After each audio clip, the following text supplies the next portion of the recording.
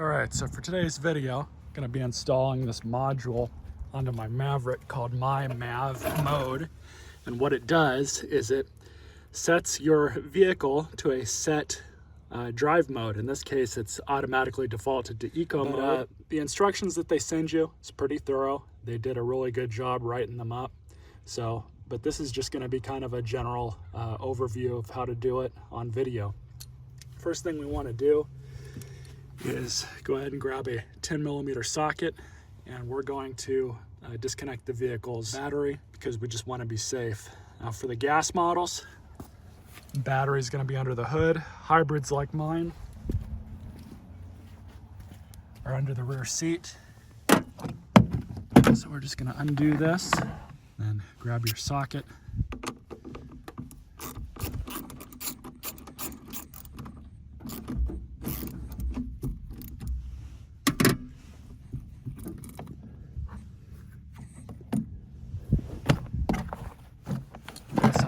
Just to get it out of the way so it doesn't fall back on the battery, just like that. So the first order of business, come back into your passenger footwell, and we're going to remove this plastic kick panel. And that just pops off, just like that. Remove that, set it aside. And now we have access to what we need to in here, which is this little fuse strip over here. But we're also going to have to remove this guy as well. Now for this, it's all just pop tabs. They look really similar to this. And then there's kind of a slot in here that slides into this side of the trim. So we're going to start back here, kind of pull this out.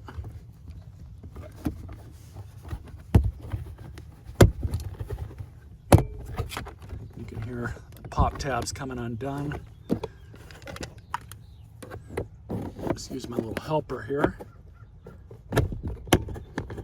Pop that one out. There we go. So doing it like that, it allows this to kind of fall out down here and you're not going to break that tooth off. So I'll move that as well. We'll disconnect this harness right here, because that's supposed to make things a little bit easier to manhandle this and, get our hands around it. So let's get started with this. So first order of business, we're going to install this fuse into fuse number 6, which is that 10 amp. It's right behind this wire here. That one right there. So we're just gonna pull that out. Just like that. And I'll hold on to it. I always hold on to fuses. Okay, the instructions say to have the wire facing up. That's what we're gonna do. Wires up just like that. Now we just have to ground it.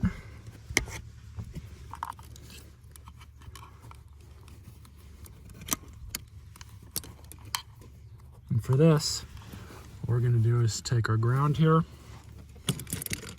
10mm ratchet, and undo this bottom nut. Careful not to lose it, because there is open space underneath your carpet. There's the nut.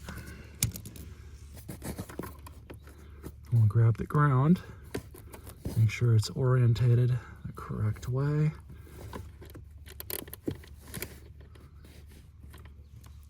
Just throw the nut back on, tighten it down. The instructions say firm, but not overly tight. So that's what we're gonna do.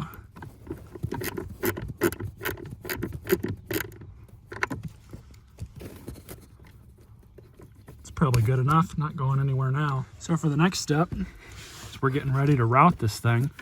Basically, this is gonna sit somewhere right about here, something like that. But we need to route this wire underneath the carpet, making sure that everything is exactly how it says in the directions, but just route it through just like that.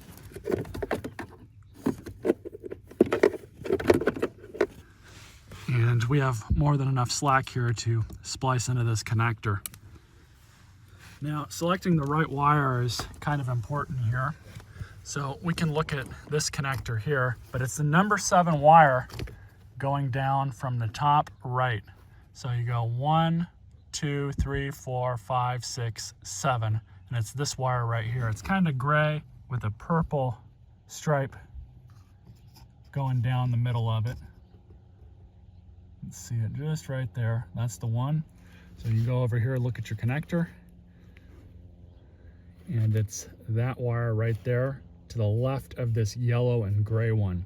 You want to make sure that you're going to get the right wire out of here. And I have confirmed that that is indeed the wire. A little trick I learned a long time ago was if you're working with a single wire, just put a tool or something underneath it just to kind of push it out a bit. And this isn't putting any stress on the wire bundle, but obviously you don't want to stick anything that's too big in there. Like obviously the butt end of a flashlight's not going to work, but I just did that to bring it out. And you can see, follow it all the way back. That is indeed the wire that goes right there. So now that we have that out, we're going to kind of get everything here situated and in place, and I'll show you guys what we do from this point. So I'll be honest, I'm not really a huge fan of these kinds of wire taps, but in this application I think it's okay. But basically all you do, I kind of have it around backwards because the hole for the one wire to go into is right here, and obviously that's blocked off here. So all we're going to do is just pop that in just like that.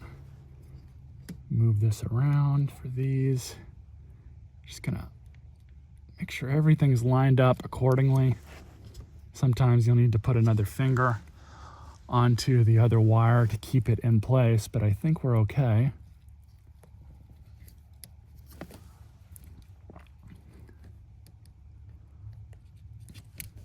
Okay, locked in place. Not going anywhere, so just close the clasp. Just like that. If you undid some of the tape, just go ahead and wrap that back over where it went before, and then reconnect your harness.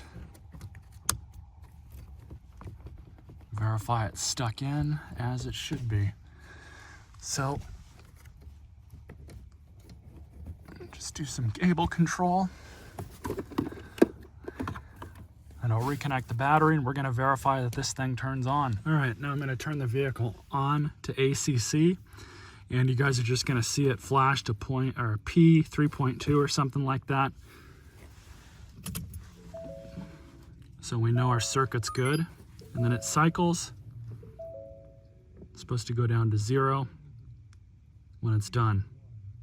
And there it is. And eco mode is on. Happy with that. And you can use zip ties to mount this thing somewhere.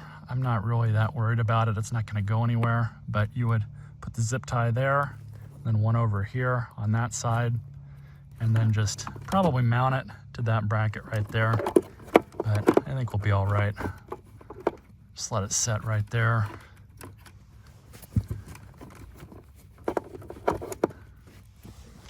So we'll put the side panel back on first.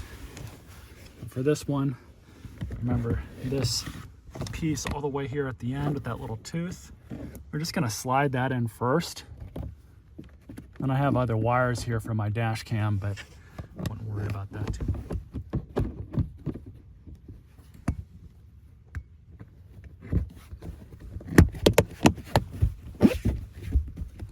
Simple as that.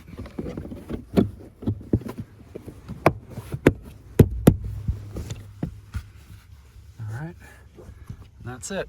So now when you go to turn the vehicle on, it's got to cycle through. And there it is. Automatically sets it to eco. Now this module is like 50 bucks, and honestly, a lot of these aftermarket modules are a lot more expensive than that. I had a Subaru Outback that I had a auto stop-start module that I put into it, and I think that thing was like two and a half times as much as this one was. But I think for this, it's perfectly fine for me. Because I, half the time, forget to put it in eco mode, and in the way I drive, I do get a little bit better fuel economy with eco mode on all the time. So definitely happy with that. Stay tuned for more videos.